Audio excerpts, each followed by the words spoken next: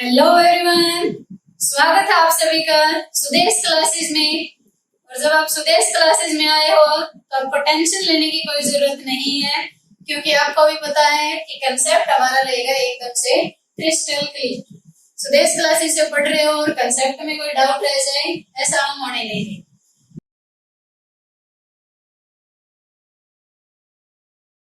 देखिए, हम पढ़ रहे थे separating the components of mixture, और उसका हमारा एक लास्ट टॉपिक रहता है वो, और हम देख लेते हैं आज क्या है। How can we obtain pure copper sulphate. Pure copper sulphate हम कैसे निकाल सकते हैं फ्रॉम एन इम्प्योर सैंपल। एक इम्प्योर सैंपल में से प्योर कॉपर सल्फेट को अलग कैसे करेंगे। तो इसको हम सेपरेट करने के लिए कौन सा प्रोसेस यूज करेंगे? Process of crystallization. Crystallization method से हम इसको प्योर कॉपर सल्फेट को अलग कर सकते हैं। अब देखिए क्रिस्टलाइजेशन क्या होता है। तो हमारा जो सल्फेट का जो सॉल्यूशन है उसको एक बार के लिए समझो में वाटर में मिक्स करना है, ठीक है। किसी इसमें लिक्विड में मिक्स करेंगे, उसमें अब क्या होगा, किसी एक पर्टिकुलर हद तक ही मिक्स हो पाएगा, ठीक है, क्योंकि उनके बीच में जितना स्पेस है उतना ही मिक्स हो पाएगा। मान लो कॉपर सल्फेट को आपने पानी में मिक्स कर दिया, ठीक है, तो अब ये मिक्स हो रहा है वहां पे। अब क्या होगा, एक सैचुरेशन पॉइंट आ जाएगा। जैसे कि मान लो मैं आपको कहूँ कि नमक को पानी में मिक्स करना है, तो कुछ हद तक ही मिक्स कर पाओगे ना।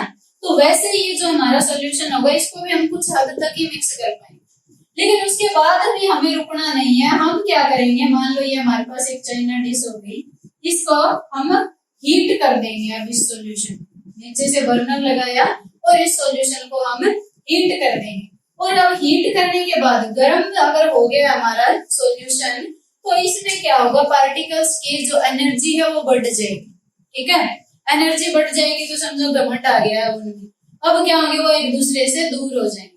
अगर वो एक दूसरे से दूर हो जाएंगे तो क्या होगा, पार्टिकल्स के बीच में स्पेस बन जाएगा, और फिर हम और ज्यादा उसके अंदर मिक्स कर सकते हैं हमारा सब्सटेंस, ठीक है। ये जो भी हमने सॉल्यूशन या मिक्सर लिया हुआ है उसको अब हम और ज्यादा उसके अंदर मिक्स कर सकते हैं। अब इसको गर्म करते जाएंगे और इसको मिक्स करते जाएंगे। जितना हद तक हम इसको मिक्स कर सकते हैं इसको मिक्स करते रहेंगे, ठीक है।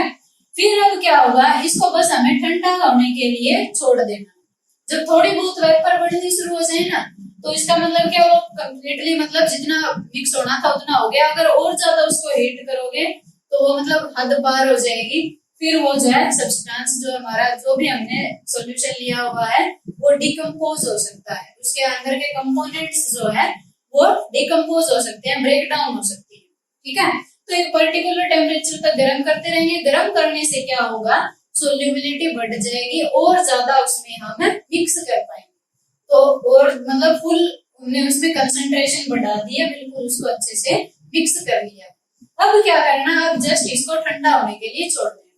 ठंडा होंगे तो पार्टिकल्स की एनर्जी कम होने लग जाएगी। पार्टिकल्स की एनर्जी कम होगी तो वही बात भी, घमंड भी कम हो जाएगा। फिर से अंदर में भाई भाई पास पास आ जाएंगे ये, ठीक है। पार्टिकल्स जो है फिर से पास पास आने शुरू हो जाएंगे, तो पार्टिकल्स के बीच में स्पेस जो है वो कम होने लग जाएगी। अगर स्पेस कम होने लग जाएगी तो जो अदर पार्टिकल्स थे हमारे कॉपर सल्फेट के, वो पार्टिकल्स को क्या करेंगे, जो वाटर वाले पार्टिकल्स हैं कॉपर सल्फेट वाले पार्टिकल्स को बाहर निकाल देंगे कि अब हमारे बीच में जगह नहीं है, अब हम फिर से बाई बाई हो गए हैं, तुम निकलो भी बाहर, अब तुम्हारा कोई काम नहीं। पहले तो हमें कुछ भूत सवार था काइनेटिक एनर्जी का, वो ज्यादा हो गई थी इसलिए हम दूर दूर चले गए थे। अब क्या है, अब हम फिर से पास पास आ गए हैं, एनर्जी उनकी डाउन हो गई है, तो बीच में जो कॉपर सल्फेट के पार्टिकल्स हैं उनको वो क्या करेंगे, बाहर निकाल देंगे।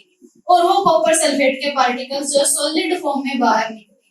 जैसे जैसे ठंडा होता जाएगा ना, उसको बाहर निकाल देंगे और वो छोटे छोटे क्रिस्टल्स बन जाएंगे, ऐसे कांच जैसे कांच के टुकड़े से, ठीक है। तो वो छोटे छोटे क्रिस्टल्स की फॉर्म में बाहर निकल जाते हैं। तो इसको बोलते हैं प्रोसेस ऑफ क्रिस्टलाइजेशन। तो क्या है, देखो, crystallization is a process that separate a pure solid.